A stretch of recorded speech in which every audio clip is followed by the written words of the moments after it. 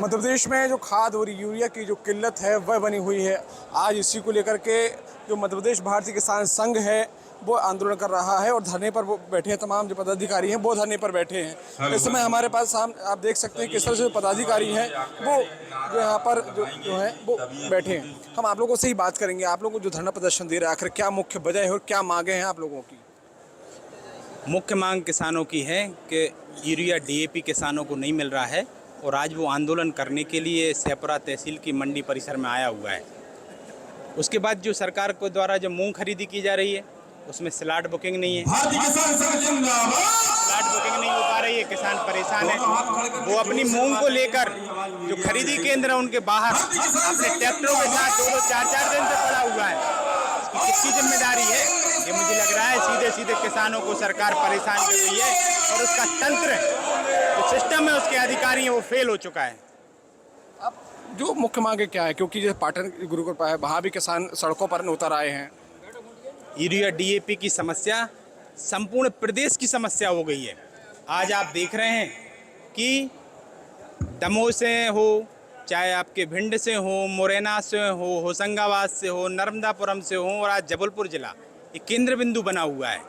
सभी जगह urea DAP के लिए किसान परेशान है और वो सरकार से मांग कर रहा है, वो अधिकारियों से मांग कर रहा है कि उसको समय पर उसकी यूरिया डीएपी उसको उपलब्ध करा दी जाए, जिससे वो फसल का उत्पादन कर ले और जब फसल का उत्पादन होगा तो वो अपने परिवार का भरण पोषण कर सकेगा।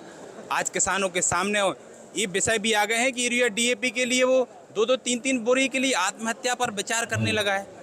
मुझे लगता है ये बड़ा गंभीर विषय है और सरकारों को मुझे लगता है इस पर तत्काल कार्रवाई करने की आवश्यकता है। आप लोगों की अगर प्रमुख मांगों की बात की जाए तो प्रमुख मांगे क्या हैं आप लोगों की? प्रमुख मांग इस समय हमारी सिर्फ एक ही है कि सरकार और सरकार का तंत्र किसानों को समय पर यूरिया डीएपी उपलब्ध कराने की व्यवस्था करे और इसके साथ ही जो मूंग खरीदी है उसमें स्लॉट बुकिंग के लिए किसान परेशान है और जो नज़दीक समय आ गया है सरकार की अव्यवस्था के कारण वो अपनी मूंग को उन केंद्रों पर नहीं ले जा सका है, उसके स्लॉट बुकिंग नहीं हो पाया है, तो उसकी डेट भी उसकी तत्काल सरकार को उसकी वृद्धि करनी चाहिए। आगे क्या कोई रणनीति है आप लोगों ने बनाई है कि अगर सरकार आप लोगों की मांगे है जो नहीं पूरी करती है तो क्या रणनीति होगी आप लोगों की? हाँ, रणनीति निश्चित तौर पर बनाई है। अगर सरकार हमारी मांग जल्द पूरी नहीं करती है तो निश्चित तौर पर जो भी संगठन के लोग सब बैठेंगे और हफ्ते या 10 दिन के अंदर एक बड़ा घेराव करने को तैयार है।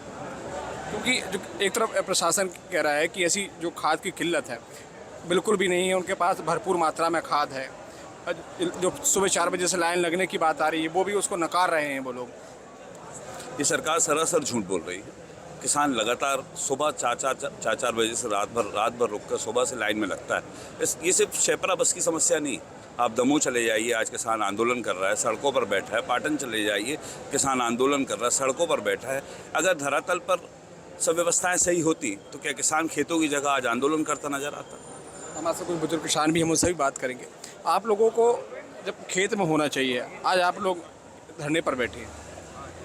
जो हम लोगों के यहाँ पूरे क्षेत्र में सर्वाधिक मक्का की फसल लगी हुई है और मक्का की फसल में लगातार बारिश होने के कारण लोग यूरिया नहीं डाल पाए और वर्तमान में यूरिया की अधिकतम मांग है।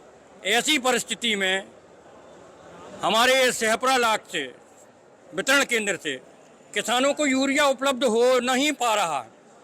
मैं आपको बताऊं, बिल्कुल हकीकत ये है, 3 दिन लगातार भारतीय किसान संघ के पदाधिकारी मैं स्वयं यहाँ उपस्थित था व्यवस्था बनाने में।